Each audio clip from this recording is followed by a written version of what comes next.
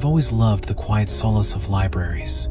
There's something comforting about the scent of old books and the soft rustle of pages turning. So, when I landed a job as the night librarian at a small-town library in Fraser, nestled in the heart of the Rocky Mountains, I thought I had found the perfect job. The pay was decent, the workload minimal. Just me, the books, and the silence. But then I received the list of rules. The library manager, a gaunt man named Mr. Holloway, handed me a yellowed sheet of paper on my first night. His fingers lingered as I took it from him, his pale eyes scanning my face as if gauging my reaction before I even read the damn thing. "Follow these to the letter," he said. "No exceptions." I unfolded the paper, my brow furrowing as I read. 1. The library doors lock at exactly 10 p.m. Do not attempt to leave until sunrise. 2. If you hear the front desk bell ring after midnight, do not check. They will leave soon enough. 3. If the lights flicker, do not move. Hold your breath. Count to 30. When they stop flickering, continue as usual. 4. The man in the brown coat will come to return a book at exactly 2:37 a.m. Do not make eye contact. Do not speak to him. 5. If you hear whispering among the bookshelves, ignore it, no matter what it says. 6. The reading room at the back must always remain locked. If you find it open, shut it immediately and do not look inside. 7. Do not, under any circumstance, read aloud from the books on the third shelf of the restricted section. I let out a nervous chuckle. This some kind of initiation prank? Mr. Holloway's expression remained unchanged. No joke. Follow the rules, and you'll be fine. That was 3 nights ago. I should have quit the first time I heard the whispering. The first 2 nights were uneventful. I followed the rules, though it felt ridiculous. I locked the doors at 10 p.m. sharp. I ignored the midnight bell even when my curiosity clawed at me. When the lights flickered, I stood frozen, heart hammering as I counted to 30. Nothing happened. Then came night 3. At precisely 2:37 a.m., the front door creaked open, and in walked the man in the brown coat. My stomach knotted. He moved with an unnatural stillness, gliding rather than stepping. His head remained slightly bowed, his long fingers clutching an old, leather-bound book. I kept my eyes on my desk, muscles tense as he approached. He placed the book down with deliberate care. The title was embossed in faded gold lettering. The Hollow Ones. I felt his gaze on me, a slow crawling sensation, like insects skittering beneath my skin. My hands clenched into fists. I said nothing. After a moment, he turned and left, the door closing silently behind him. I exhaled, my breath unsteady. And then, the whispering started.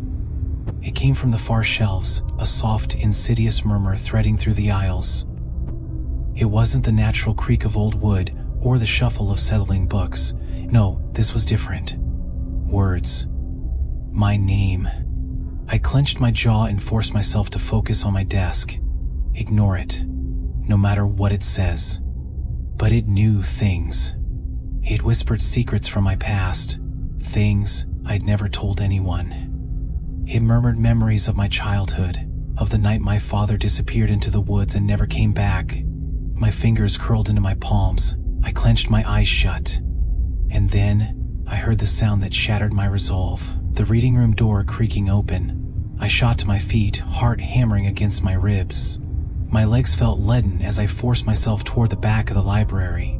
The door stood ajar, revealing a sliver of darkness beyond. A low breath of air, damp and cold, slithered out from within. I swallowed hard. My hand trembled as I reached for the knob. I had to close it. I had to. Then a voice, low, guttural, echoed from the darkness. "Come in." A sharp clawed hand shot out, scraping against the wood before retreating into the shadows. I slammed the door shut and pressed my weight against it, feeling something push from the other side. A slow, deliberate pressure. I didn't sleep when morning came. I sat in my car, staring at the library as dawn painted the sky in muted grays. I told myself I wouldn't return, that I would call Holloway and quit, but I didn't. Because as I sat there, something cold settled in my gut. The whispering, the man in the brown coat, the open reading room, they weren't trying to scare me away, they were testing me. And deep down I knew they weren't done yet. That was 4 nights ago. Tonight I'm back, and the rules have changed. A new note was waiting for me when I arrived. The ink was still fresh, the handwriting spidery and jagged. 1. The man in the brown coat will return tonight. This time, you must look at him. 2. If the whispering calls your name, answer it. 3.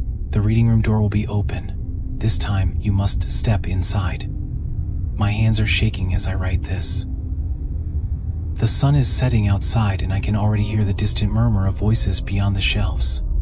I think they're waiting for me.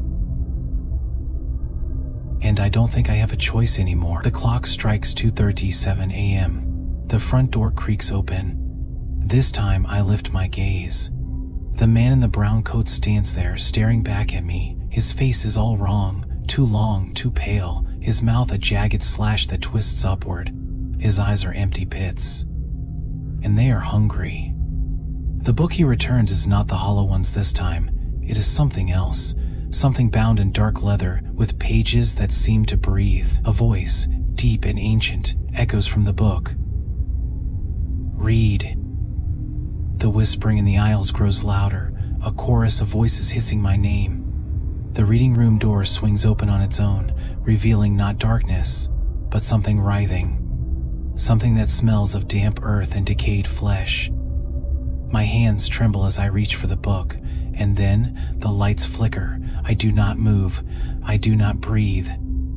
I count to 30. When the lights steady, the man in the brown coat is gone.